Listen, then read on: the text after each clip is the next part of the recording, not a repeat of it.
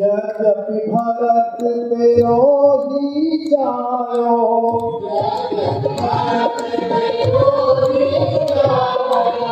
तेरी करनी देख न जायो,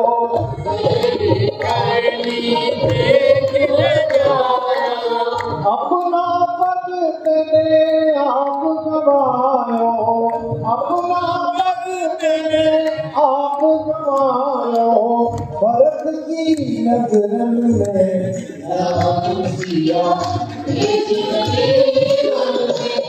ओ रानी तेरे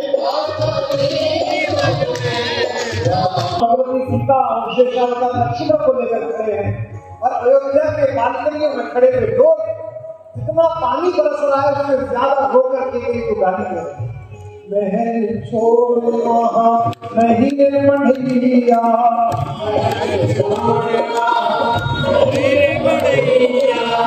सिय सुकुमारी संग दो भैया,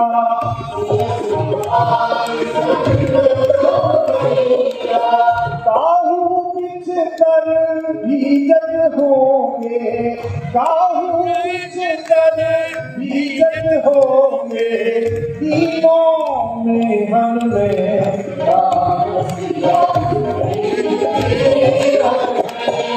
रानी तेरे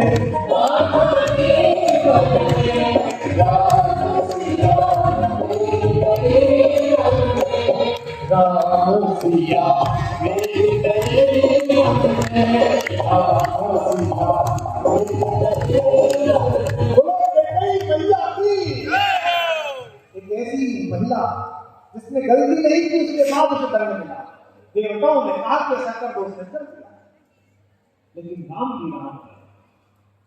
जब क्षमा मांगने के लिए जब भरत और कैकेयी पहुंचे तो राम जी ने बिना क्षमा मांगे ही कैकेयी को बताया कि मां मैं जानता हूं तू कौन है। आपके इसी चंबल अंचल के राष्ट्रपति महादेव मैथिलीशरण गुप्त ने लिखा, कैकेयी से राम कहते हैं कि हम तुम्हारा राम जानता है, इस कारण वे खेल मानता है। और भरत के लिए कहते हैं उसके आशय की भाग मिलेगी किसको, जनकर जननी भी जान न पाई जिसको। अगली दो पंक्ति में हम भरत और कैकेयी दोनों के लिए अपने हाथ उठाकर उन्हें प्रणाम करेंगे। ये भगवान का वचन है, 100 बार धन्य वे एक लाल की माई, 100 बार धन्य वे एक लाल की माई, जिस माता ने है जना भरत सा भाई। सावन की इस कहानी के तो विलेन भी महान है। इस कहानी में कोई पात्र छोटा है, इसीलिए मैं 2 दिन से केवल इस प्रसंग के महत्व पर बोल रहा हूं और कल भी बोलूंगा। पूरा बता सकूं इसकी अनुमति तो नरोत्तम जी ने दी, 3 दिन दिए। जब नारियल जमीन कराना था तो 9 दिन करा लेते। इससे पता चलता है कि अगले व्यक्ति के अंदर जाकर बुद्धि नहीं है, पल्ले काटती है।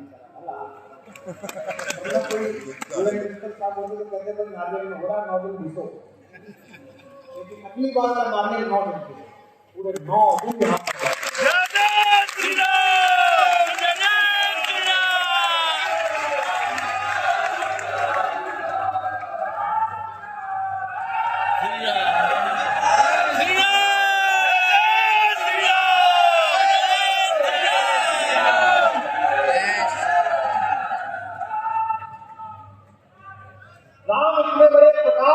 प्रकाश स्तंभ के नीचे जो खड़ा हो जाए वो प्रकाशित हो जाता है।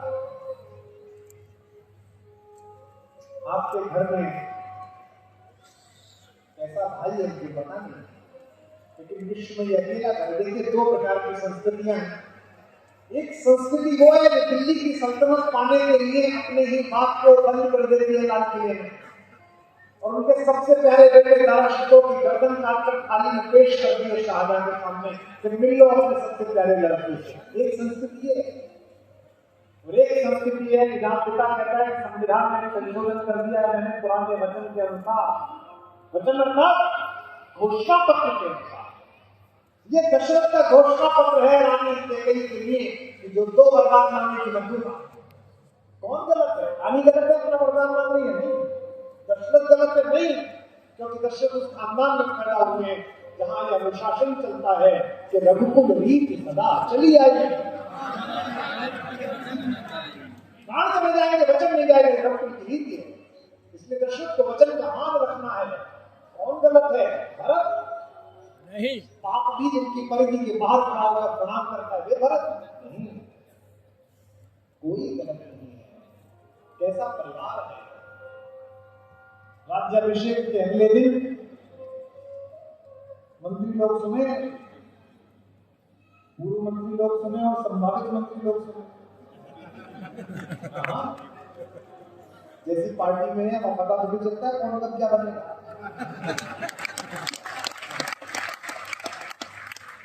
तो खबर मिलती है बस, उस दिन से उन्हें हम कहने लगते कि आप मान नहीं है।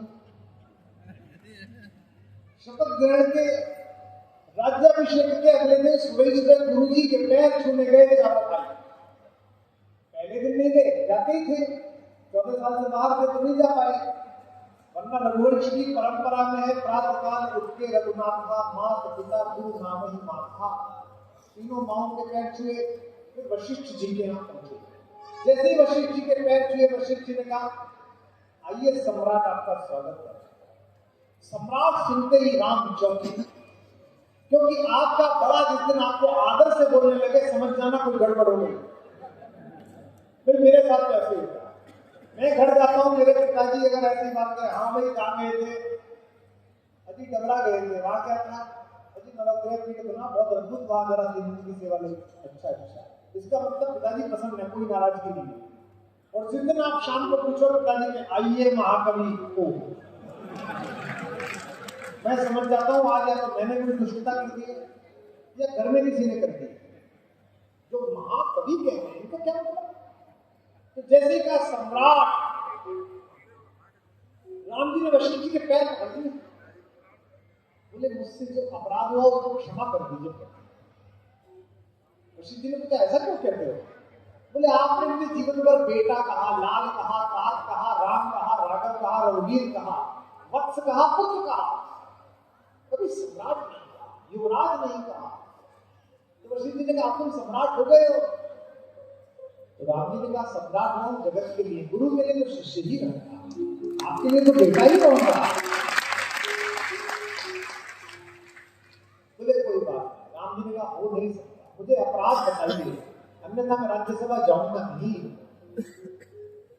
वशिष्ठ जी ने कहा भाई तुम चारों लड़के बड़े हो गए हो, शत्रुघ्न अयोध्या की सेना के सर्वोच्च सेनापति है, लक्ष्मण अपनी भाभी सीता के अत्यंत प्रिय है, उनके पुत्रवत है, भरत तुम्हारे बड़े अनुगामी है, और तुम तो जगत कल्याण की सोचते ही रहते हो।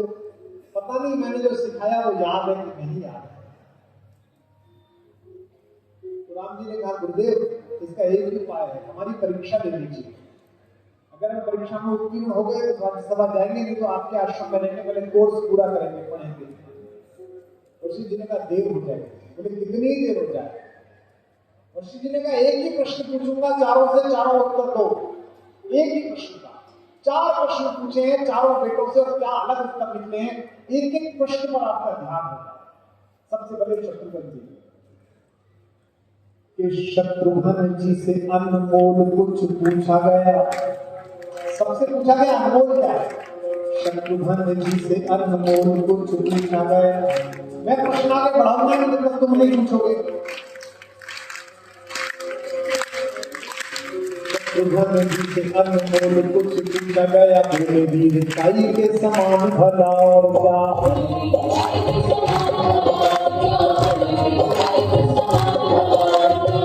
शत्रुघ्न जी से अनमोल कुछ पूछा गया फिर भाई के समान भला और क्या।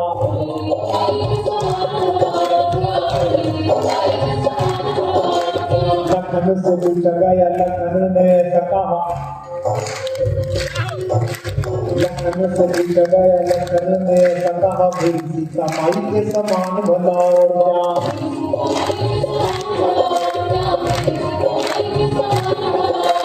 राम जी से पूछा गया राम मुस्काए बोले क्या बोले होंगे। राम जी से पूछा गया राम मुस्काए बोले जगत की भलाई के समान भला और क्या।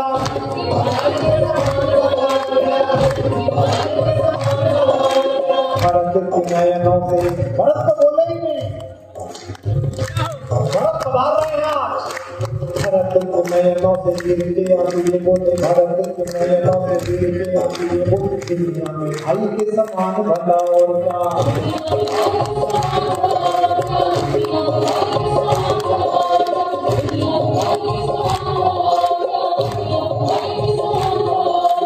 शत्रुघ्न जी से अनमोल कुछ पूछा गया फिर भाई के समान भला और क्या।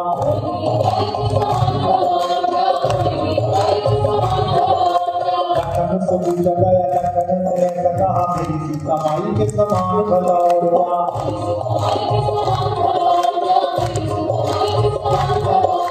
राम जी से पूछा गया राम मुस्काए बोले जगत की भलाई के समान भला और क्या।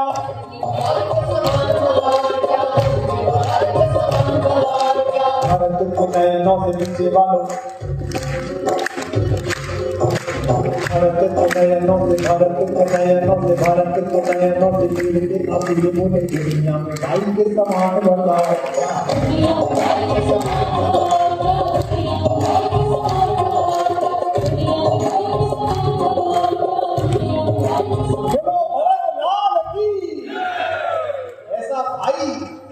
ऐसा भाई विश्व के इतिहास में सम्राट बनने के लिए सिर काटती हुई संस्कृतियां ढूंढ कर लाकर दिखा दे जो भारत। दुनिया के इतिहास में कहीं है कि 14 साल एक सिंहासन फुटबॉल की तरह दोनों भाइयों के बीच में जूझता। बड़ा कहता है मेरा नहीं पिताजी तुझे देगा, छोटा कहता है भैया मैं सोच नहीं सकता बैठने के लिए, आप चरण पादुकाएं दे दो मैं चरण पादुकाएं रखूंगा। एक विशेष संदर्भ याद आ गया डबरा वाले, संभव है आपने ना सुना। जब चरण पादुकाएं रख ली और पहले दिन भरत के हाथ में अयोध्या का शासन आ गया, तो भरत वशिष्ठ जी से मिलने पहुंचे पैदल।